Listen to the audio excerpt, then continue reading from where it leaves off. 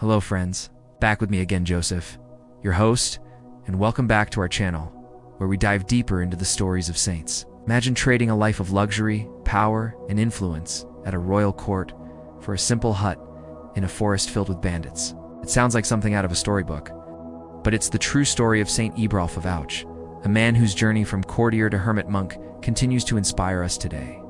Born around the year 626 in Bouillère, France, Ebrulf came from a noble and illustrious family. His path seemed set for a life of prestige. He was well educated, virtuous, and quickly rose through the ranks at the Merovingian court, serving as a high-ranking official, a cupbearer, and an administrator for King Childeric II. He had it all: wealth, status, and a place at the very center of power. But deep within him, a different calling stirred. Ebrulf felt a profound desire for a life consecrated entirely to God. This wasn't a fleeting thought. It was a deep, persistent yearning that the glamour of the court could not satisfy.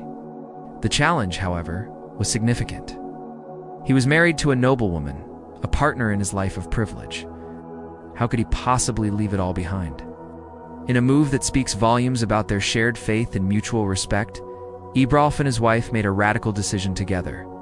They agreed to separate, not out of conflict, but out of a shared desire to pursue a spiritual path. She entered a convent to become a nun, and he was finally granted leave from his royal duties to become a monk.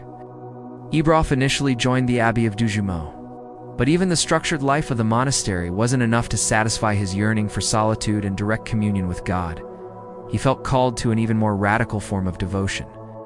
He left the abbey and became a hermit, seeking isolation in a place called Xms.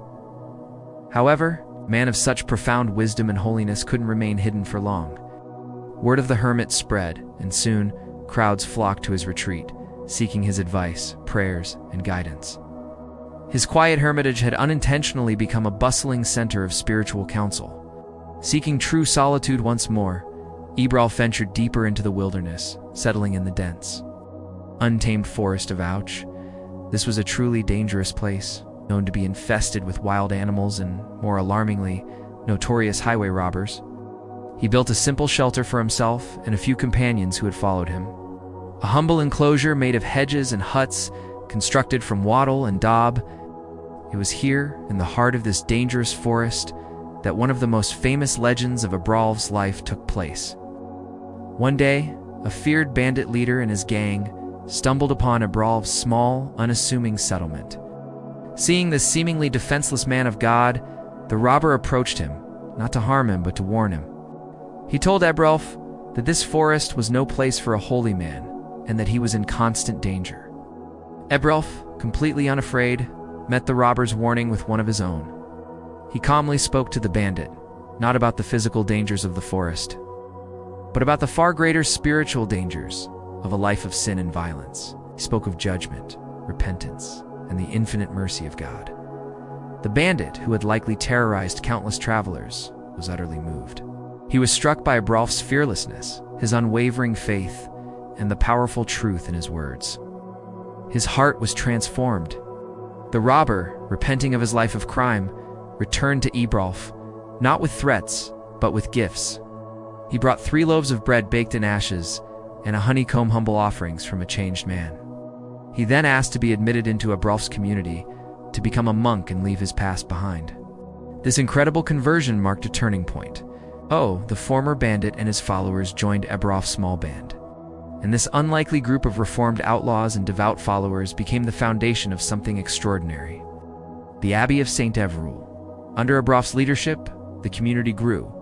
He instilled in his monks a deep commitment to self-sufficiency and manual labor. For Ebrulf, working the land wasn't just about survival. It was a core spiritual discipline, a way to practice humility and connect with God's creation. The very men who once took from others now worked with their hands to build a self-sustaining community of prayer and peace. The Abbey of Saint-Evroul flourished, becoming a significant center of learning, spirituality, and culture in Normandy. But Ebrulf's work didn't stop there. As more members of the nobility heard of his holiness, they came to him, offering money, land, and resources to build more monasteries. In total, Saint Ebrulf is credited with founding 15 monastic houses, spreading his vision of a balanced life of prayer and work across the region. His reputation for holiness was matched by stories of miracles. It was said that he performed numerous healings and even raised the dead, drawing even more people to the faith. Ebrulf's influence extended far beyond the forests of Normandy.